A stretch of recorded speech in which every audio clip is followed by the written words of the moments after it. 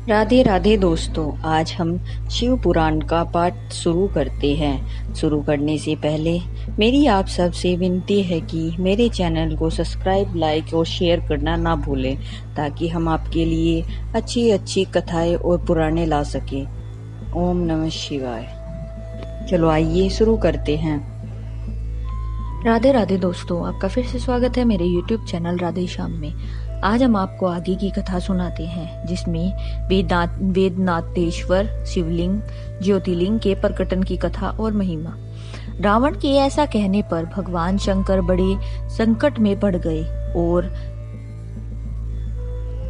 अनमने होकर बोले, राक्षस राज, मेरी सारगार्भित बात सुनो। तुम मेरे इस उत्तम लिंग को भक्ति भाव से अपने घर को ले जाओ, परंतु जब तुम इसे कहीं भूमि पर रख दोगे तब यह वही सुस्थिर हो जाएगा, इसमें संदेह नहीं है। अब तुम्हारी जैसी इच्छा हो वैसा करो। सूत जी कहते हैं, ब्राह्मणों, भगवान शंकर के ऐसा कहने पर राक्षस राज रावण बहुत अच्छा है, वह शिवलिंग साथ लेकर अपने घर को की ओर चल पड़ा।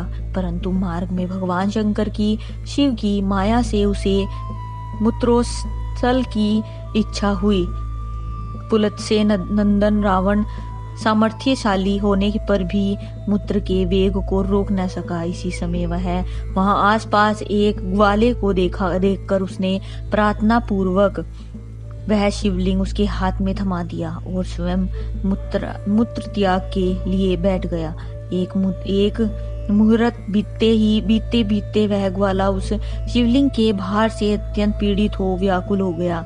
तब उसने उसे पृथ्वी पर रख दिया। फिर तो वह हिरक में शिवलिंग वहीं स्थित हो गया। वह दृश्य करने वाला मात्र से संपूर्ण अभिष्टों को देने वाला तथा पाप राशि को हर लेने वाला है।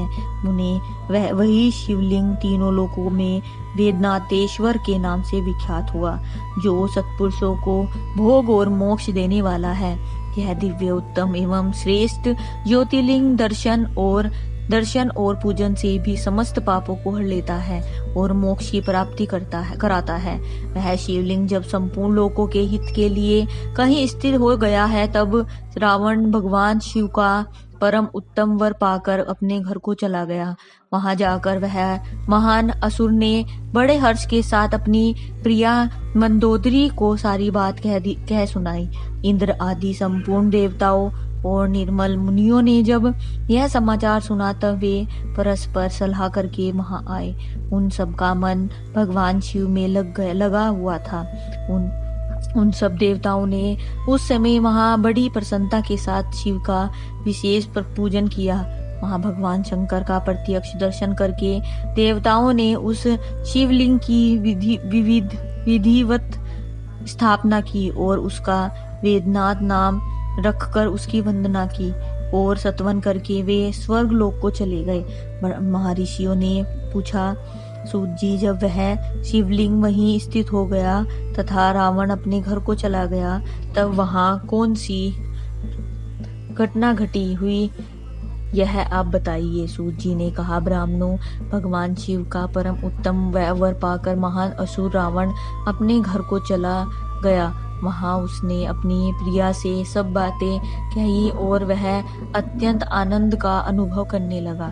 इधर इस समाचार को सुनकर देवता घबरा गए कि पता नहीं यह देवद्रोही महादुष्ट रावण भगवान शिव के वरदान से बल पाकर क्या करेगा। उन्होंने नारद जी को भेजा। नारद जी ने बजाकर रावण से कहा, तुम कैलाश को पर्वत को उठाओ, तब पता लगेगा कि शिव जी का दिया हुआ वरदान कहाँ तक सफल हुआ। रावण को यह बात जच गई। उसने जाकर कैलाश को उखाड़ दिया। इससे सारा कैलाश हिल उठा। तब गिरिजा के कहने से महादेव जी ने रावण को घमंडी समझकर इस प्रकार शाप दिया। महादेव बोले, रे दुष्ट भक्त दुर्बुद्धि रावण, तू अपने बल पर इतना घमंड न कर। तेरी इस भुजाओं का घमंड चूर करने वाला वीर पुरुष शीघ्र ही इस जगत में अवतरण होगा। सूत जी कहते हैं, इस प्रकार वहां जो घटना हुई उसे नारद जी ने सुना। रावण भी प्रसन्नचित हो जैसे आया था उसी तरह अपने घर को लौट गया।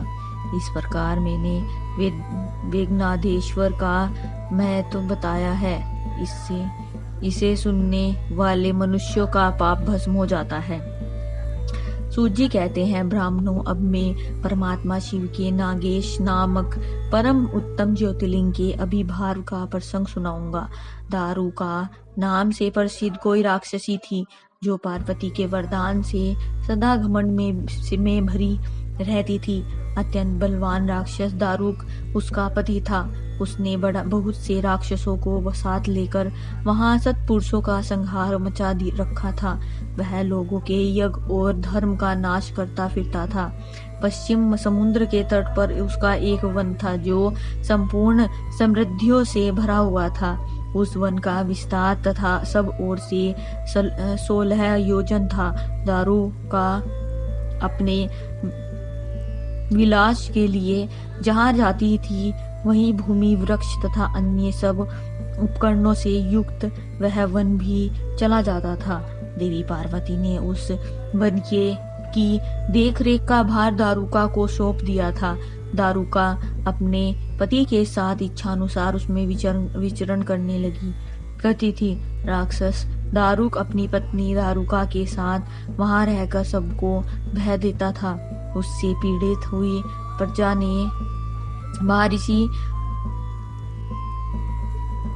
औरव की शरण में जाकर उनको अपना दुख सुनाया। औरव ने शरणागतों की रक्षा के लिए राक्षसों को यह चाप दे दिया कि ये राक्षस यदि पृथ्वी पर प्राणियों की हिंसा या यज्ञों का विध्वंस करेंगे तो उसी समय अपने प्राणों से हाथ धो बैठेंगे। देवताओं ने जब यह बात सुनी तब उन्होंने दुराचारी राक्षसों पर चढ़ाई कर दी। राक्षस घबराए। यदि वे लड़ाई में देवताओं को मारते तो मुनि के शाप से स्वयं मर जाते, और यदि नहीं मारते तो पराजित होकर भूखों मर जाते। उस अवस्था में राक्षसी दारुका ने कहा कि भवानी के वरदान से मैं इस सारे वन को जहाँ चाहूँ ले जा सकती हूँ। यो कहकर वह समस्त वन को जो का त्यों ले जाकर समुद्र में जा बसी। राक्षस लोग पर पर्वत पृथ्वी पर न रहकर जल में निर्भय रहने लगे और वहाँ प्राणियों को पीड़ा देने लगे। आज की कथा हम यही समाप्त करते हैं। आगे की कथा आपको कल सुनाएंगे। ओम नमः शिवाय।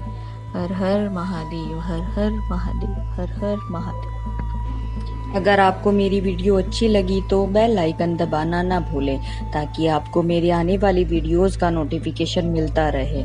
धन्यवाद। ओम नमः शिवाय।